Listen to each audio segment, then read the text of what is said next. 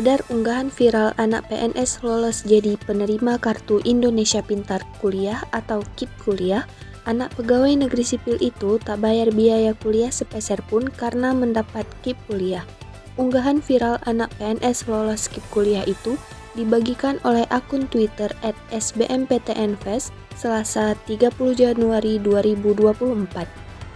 Padahal seperti diketahui, anak PNS tidak diperkenankan menerima KIP kuliah. Lantas, bagaimana trik pengunggah hingga bisa lolos menjadi penerima KIP?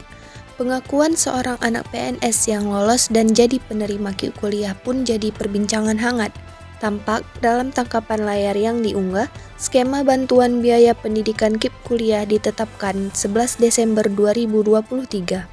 Setelah melewati berbagai proses oleh Pusat Layanan Pembiayaan Pendidikan, Kementerian Pendidikan, Kebudayaan, Riset dan Teknologi atau Puslapdik Kemendikbudristek, status pencarian bantuan tertulis dilakukan pada 27 Desember 2023 pukul 11.57 WIB. Menanggapi unggahan tersebut, seorang warganet mengatakan bahwa anak dari PNS bisa mendaftar KIP kuliah dengan syarat tertentu. Syarat yang terpampang di situs bidik misi tersebut meliputi sebagai berikut. 1. Pemegang KIP atau KPS atau BSM. 2. Pendapatan total kotor gabungan kedua orang tua yang masih membiayai adalah sebesar-besarnya sebanyak 4 juta rupiah. Dan yang terakhir, pendidikan orang tua setinggi-tingginya S1 atau D4. Selama orang tua berprofesi menjadi PNS tetapi masih memenuhi persyaratan tersebut, maka bisa jadi tidak mampu. Lantas, bisakah anak PNS lolos KIP kuliah? Tim teknis KIP kuliah, Puslapdik Kemendikbudristek, Sony Hawijaya mengatakan, anak aparatur sipil negara atau ASN termasuk PNS tidak diperkenankan menerima KIP kuliah. KIP kuliah termasuk bansos atau bantuan sosial.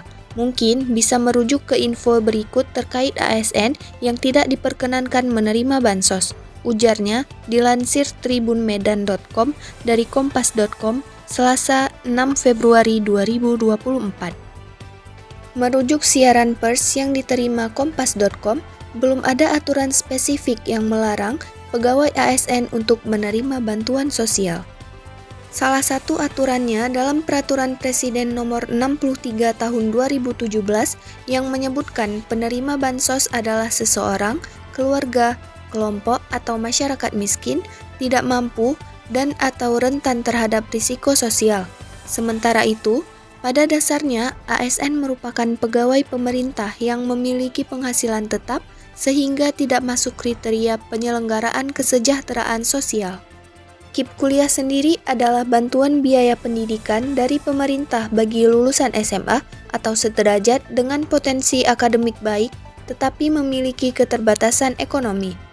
Selain keterbatasan secara ekonomi, salah satu syarat bantuan ini adalah prestasi mahasiswa sebagai jaminan bahwa penerima mempunyai potensi dan kemampuan untuk menyelesaikan pendidikan tinggi.